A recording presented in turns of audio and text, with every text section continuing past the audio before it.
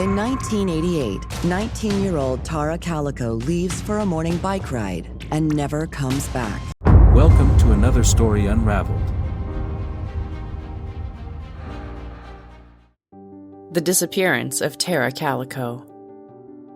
On the morning of September 20th, 1988, Tara Calico, a 19-year-old college student from Belen, New Mexico, set off for what would become her final bike ride.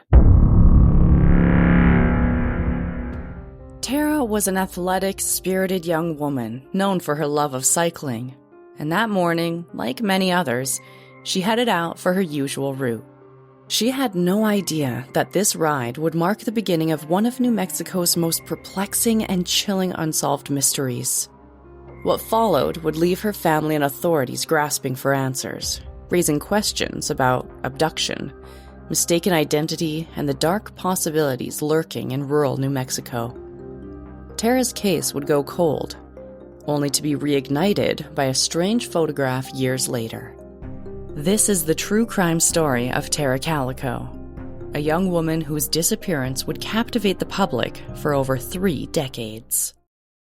Tara Calico was a student at the University of New Mexico and had recently returned home to Belen for the summer. Belen was a small, quiet town, about 30 miles south of Albuquerque, nestled in the heart of the state's rural expanse. Tara lived with her mother, Patty, and her stepfather, John. Tara was close to her mother, and they shared a warm, loving bond. Tara had been an avid cyclist for years and often went on long rides around the area, frequently riding down Route 47 toward the town of Los Lunas. On the morning of September 20th, Tara had breakfast with her mother and then set out for a ride. She left the house around 9:30 a.m. and made her way down the familiar stretch of road. It was a sunny day, and the air was still warm, but the desert landscape around her offered a sense of solitude and peace. That Tuesday morning was no different. Tara left her house around 9:30 a.m., telling her mother, Patty Dole, that she would be back by noon. She even joked that if she wasn't home on time, her mom might need to come and get her. It was a joke Tara had made before, but that day, it carried an eerie weight. When Tara didn't return, Patty's initial worry turned into panic. She drove along Tara's usual route, hoping to find her daughter. Instead, Patty found an unsettling scene. Pieces of Tara's Walkman scattered along the roadside. It was as if Tara had been leaving breadcrumbs, a silent cry for help. Local authorities launched a search, but the clues were scarce.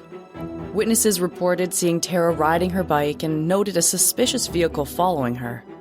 Despite these accounts, there was no sign of Tara or her bike.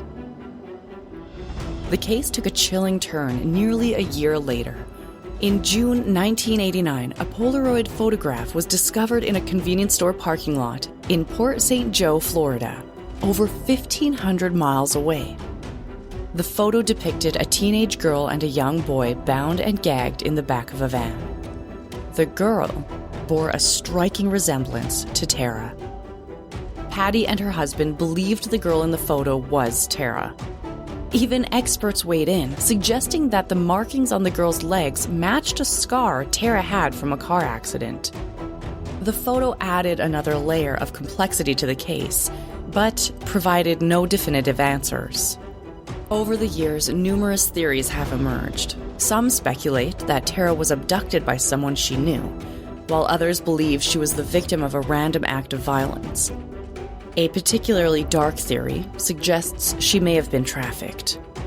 In September 2008, investigators announced that they no longer believed that Tara was the girl in the photo. Instead, they have learned from witnesses that she was most likely killed on the day of her disappearance by boys she knew from school. In 2013, a man named Henry Brown made a deathbed confession to the police. He revealed that shortly after her disappearance, he had been in the basement of a man named Lawrence Romeo Jr. While there, he noticed what appeared to be a young woman's body wrapped in a blue tarp and buried in a makeshift grave.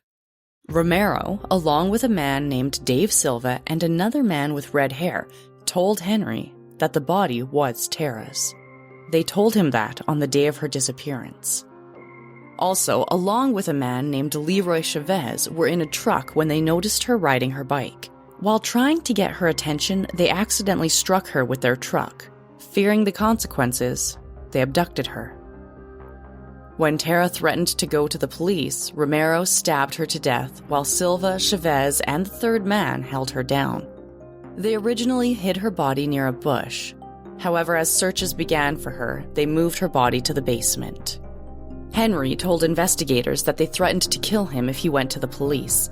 He also said that they got away with the crime because Romero's father, Lawrence Romero Sr., was the sheriff at the time.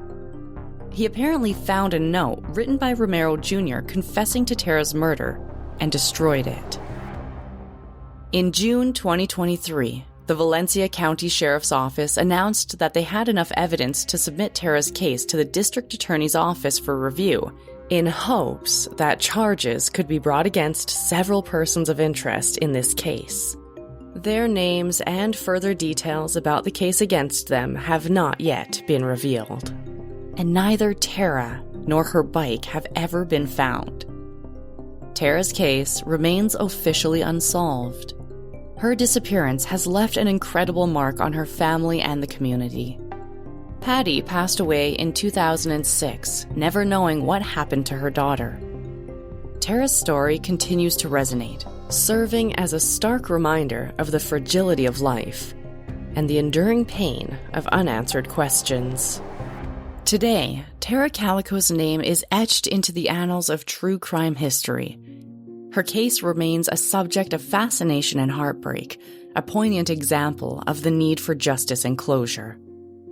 If you have any information about Tara Calico's disappearance, please contact the Valencia County Sheriff's Office or your local authorities. Even the smallest detail could be the key to solving this mystery. If you enjoyed this video, please give it a thumbs up, like, and share. Comment below what you want to hear about next. Thank you for watching. If you enjoyed this, don't forget to hit that subscribe button for more.